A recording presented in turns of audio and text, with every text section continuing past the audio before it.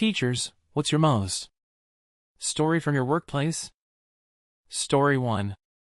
I had just begun class, freshman comp at a community college, and was going over what the day's plan was. A student walked in a few minutes late, sat down, and pulled out his computer. Upon opening the computer, very loud moaning sounds of porn emanated into the room for approximately 3 seconds. Once he got it to stop, he shakily said, "I'm sorry." I stood at the podium and said and a couple of times and then, "Give me just a minute, guys." I stood there looking down at the podium, trying to collect my thoughts as calmly as humanly possible, so I could continue class like nothing happened. After around 15 seconds of pure and uncomfortable silence, a kid from the back of the room let out a 2-syllable, guttural chuckle. I lowered my head to behind the podium with my hands still clasping onto it above my head as I bent over and lost my shit. I laughed hysterically and uncontrollably for at least 30 to 45 seconds, emulating Stewie's ridiculous laugh from that episode of Family Guy but with far more wheezing and high-pitched squealing. The entire class started laughing with me as soon as I started. After I was finally able to collect myself, I apologized to everyone and said I was sorry, and that I had tried so hard to remain composed. Later, when telling this story to other faculty, they agreed that there's no time in pedagogy classes devoted to the appropriate reaction to porn noises being played during class, and that I did the best with what I could by not calling the kid out. I literally didn't make eye contact with him once, or kicking him out of class for something that was embarrassing enough as it was. Side note, the kid stayed for the entire class. I was impressed. Story 2. I actually was a teacher. Middle school, 6th to 8th grade. Caught 2 students having sex. Parents were called in. Parents of the boy yell at him, ground him, do the parental thing. Girl's parents go on about how their precious little snowflake wouldn't do such a thing, she was a good Christian girl. Baby born 9 months later. 8th grader whips it out in class and goes to town. Bonus, principal's son. Nothing happened to him. He kept doing it in various classes and moves on to high school. Tries to do it in high school, expelled from the school because daddy couldn't pull strings for him. The teacher for the Fellowship of Christian Athletes got caught having an affair with a fellow teacher by a student. They were going at it in his classroom. Both of them were the holier-than-thou types. Hilariously, they still tried to pull the old "Jesus forgives us of our sins and you're going to hell if you mention it again." They were fired. Kid got caught jacking off into the chili by the head lunch lady.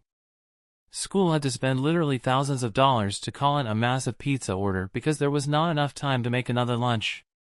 Kid high AF on meth. Really shitty home life. He was expelled and put into one of those alternative schools. Really ticked off to this day that he wasn't actually given any help, just passed off to someone else. I still think about him to this day and hope he's okay. Then there is the usual, smoking weed in the bathroom, blowjobs in the band room, kids cursing out teachers, asshole parents, kids beating the holy hell out of each other, etc. I don't teach anymore. Story 3. A particularly nerdy 14-year-old freshman girl had a crush on a popular sophomore boy. He was a little dick, and pulled a she's all that and pretended he was interested in her as a joke. Eventually he pushed her to send pictures of herself nude. She complied. She started sending pictures and then sent a video of herself masturbating. The boy shared this video with friends. She found out and freaked out. She asked for him to delete them and he said he would only if she took a picture of a fellow classmate nude in the changing room. So, she did. She took a photo of another very popular 14-year-old girl nude after basketball. She sent the picture and the male student shared it with his friends. Shit hit the fans, as expected. The parents of the locker room girl were livid and sued the other girl's family. The family ended up settling out of court and moved away. The sophomore boy basically had little repercussions aside from a jump in popularity. The nerdy girl lived next door to me growing up. Her parents were extremely religious. Her dad was into our small conservative town's political scene. They were pretty wealthy and well-known and basically just disappeared. I can only imagine how awful it was for their kid. But Jesus Christ, this is why you teach your kid about sex and consent instead of pretending like they're perfect little angels. All kids that age are hormone-ridden monsters, and this could have been avoided if someone had been blunt with her about what is and isn't appropriate. Story 4. Many years ago, when I first started teaching at a theater school, I came into work hungover. It was not my intention to drink as much as I did the night before, nor did I think any repercussions from said drinking would last to my first class the following day. But that's the situation I found myself in when soldiering forth into work. I thought the hangover would eventually subside, but it stayed strong with me through the whole work day. I managed to function normally, without anyone being the wiser, until it came down to my last duty of the day. We were auditioning students for a show. The nerves were high amongst the students while I was using every fiber of my being to keep it together. It was probably the 5th or 6th student in the rotation that froze on stage, walked up to me from the stage area, and said they were not feeling well. I smiled and tried to calm the student down.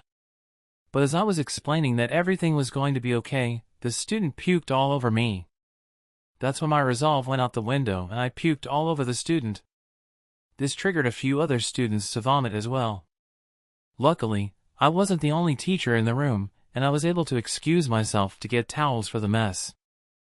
I successfully played the whole thing off as a sensitive stomach and was kindly offered the rest of the day off. But that was the last time I did any drinking the night before class. Feel like I should clear a few things up. The drinking in question was a much higher proof beer than I thought I was having, and I was drinking straight from a growler jug. The smell was mainly stomach acid with a hint of the ginger ale I was drinking to calm my stomach. Story 5. We had a really unfortunate string of teachers sleeping with students. First time, guy was fired and faced some criminal charges. We all had a meeting saying how unfortunate it all was and how we needed to remember our obligations to students and maintain appropriate boundaries. 6 months later, a substitute, female, had sex with one of our seniors. She was fired, she was a substitute, so she was taken off of the list of people we call, and didn't face charges because he was over 18 and we don't have that law that some states have where it's illegal for teachers regardless of age. So, again, new set of meetings really reinforcing the idea of not sleeping with students. It was also theorized that the problem was that these teachers were young and the age difference wasn't great enough.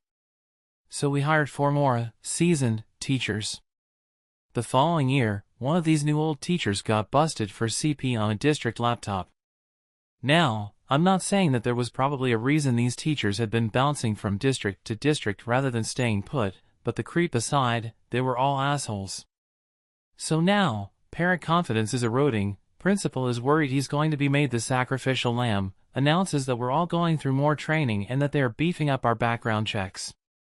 This meant, incidentally, that in addition to our already robust background check system we'd get a mildly racist retired cop interviewing each of us, I guess, to see if anyone pulled a law and order-like confession about wanting to sleep with teenagers.